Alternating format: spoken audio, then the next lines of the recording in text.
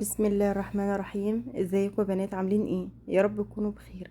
النهارده ان شاء الله هنعمل مع بعض كنافه بالكريمه بطريقه سهله جدا وسريعه في نص ساعه. ان شاء الله تكون خلصانه معاكم. هنعملها بمكونات بسيطه وطريقه سهله جدا، ومكوناتها موجوده كلها في كل بيت. ما كلفتناش اي حاجه، والمقادير بتاعتها كلها موجوده في البيت. يلا بينا نشوف احنا جهزناها ازاي. اول حاجة هبدأ بيها هعمل الشربات. عشان الشربات يكون بارد، معايا هنا كوباية من السكر، هحط عليهم نص كوباية من المية. كمية الشربات اللي انا عملتها على قد صينية الكنافة اللي انا استخدمتها. لو عايزين تضافوا مقادير الشربات هتحطوا كوبايتين من السكر عليهم كوباية كاملة من المية. مش هنقلبهم ولا هنعمل فيهم اي حاجة خالص، هنسيبهم كده لحد ما يغلي وبعدين نبدأ نقلب فيهم. بعد ما السكر داب هنجي احط عليهم نص ليمونة، وبعدين نسيبهم تقريبا لمدة 5 دقايق يغلوا كويس جدا مع بعض. عشان بعد ما بيغلوا بنحس ان الشربات او السيرم دوت بدأ يتقل شوية. هنبدأ بقى نفضيهم في اي حاجة موجودة عندي علشان يبرد بسرعة. زي ما قلت لكم كمية الشربات اللي انا استخدمتها على قد صينية الكنافة اللي انا هستخدمها. هسيبه بقى يبرد وبعدين اجهز الخطوة التانية اللي بعدها، وهي الكريمة.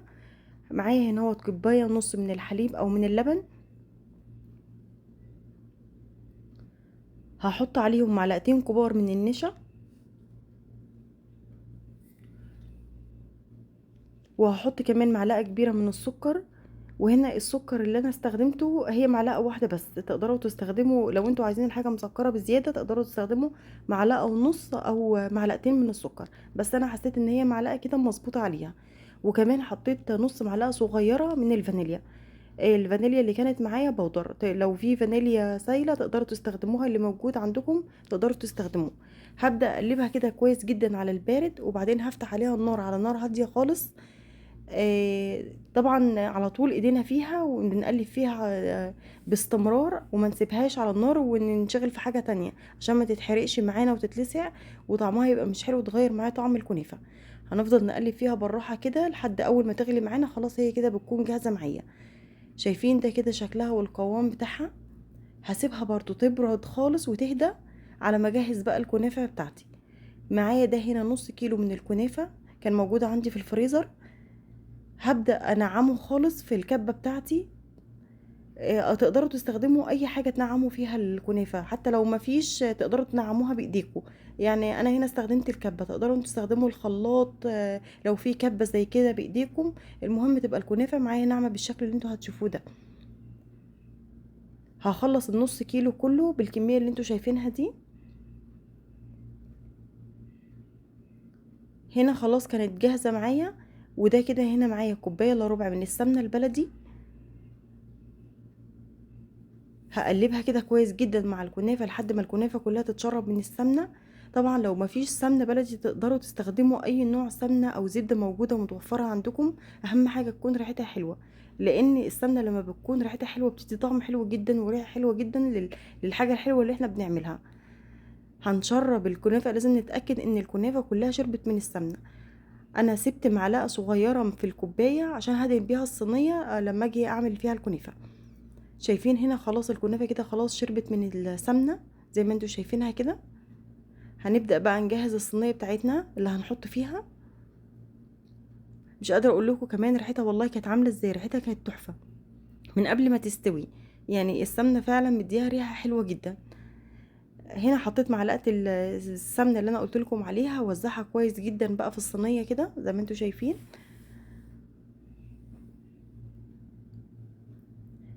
هجيب الكنافة بتاعتي، هنبدأ نحط نص الكمية في الصينية، والنص التاني هنحطه بعد ما نحط الكريمة.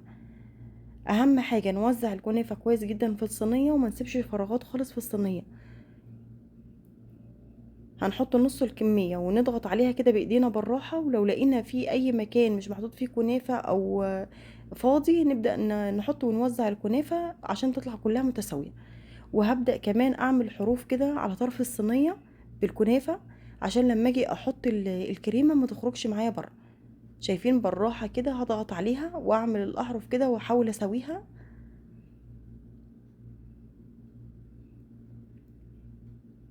هجيب بقى الكريمة بتاعتي واحطها.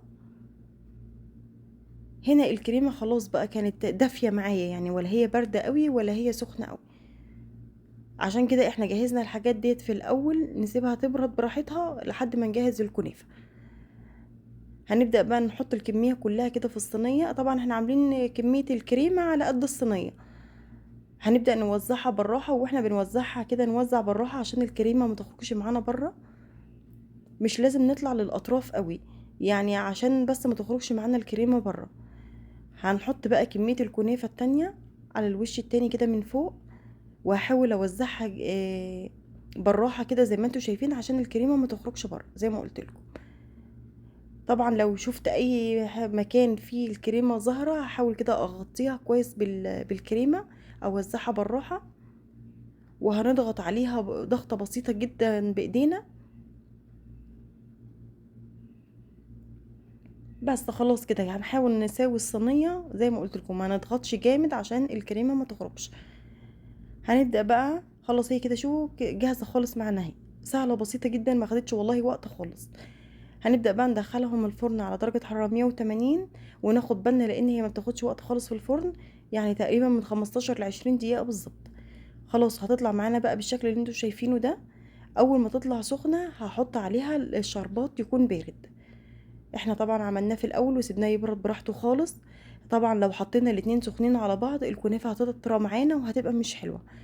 فاحنا عشان ان تطلع معانا مقرمشه كده زي ما بنجيبهم من بره وتطلع معانا بالشكل ده، الكنافه تبقى سخنه والشربات بارد، او العكس، الكنافه تبقى بارده والشربات سخن. هنا خلاص كده بقى كانت خلصت معايا وجاهزه معايا. فضيتها في صينيه، وكان عندي هنا هو شويه من الفستق هزين بيهم. طبعا لو مش موجود ومش متوفر خلاص هي كده جاهزه نقدر ناكلها كده على طول. تقدروا كمان لو في اي حاجه متوفره عندكم تزينوا بيها او تحطوها مع الكنافه بتبقى حلوه جدا. سوداني، جوز الهند، اللي موجود تقدروا تحطوه.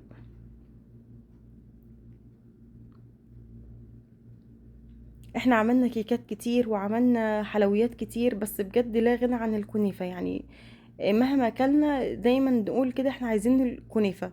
ده كان كيس عندي في الفريزر، فحبيت اعمله حاجة حلوة كده سهلة وسريعة. يا رب تكون عجبتكم. انا عارفة ان ناس كتيرة عملت الكنافة بالكريمة، بس والله بجد هي سهلة وسريعة فعلا. ومكوناتها موجودة كمان في كل بيت، يعني ما كلفتناش اي حاجة خالص. يا ريت تجربوها، اللي ما جربهاش يشوف الوصفة ويجربها ويقولي رأيه فيها. واتمنى ان هي تكون عجبتكم، وان شاء الله اشوفكم في فيديو جديد ووصفات جديدة. واللي جربها يبعت يقولي في الكومنتات ان هو جربها. ولو عايزيني اعمل معاكم اي وصفة جديدة او اي حاجة انتوا حابينها اكتبولي في الكومنتات، وانا ان شاء الله اجربها واعملها معاكم. ان شاء الله اشوفكم في فيديو جديد ووصفة جديدة.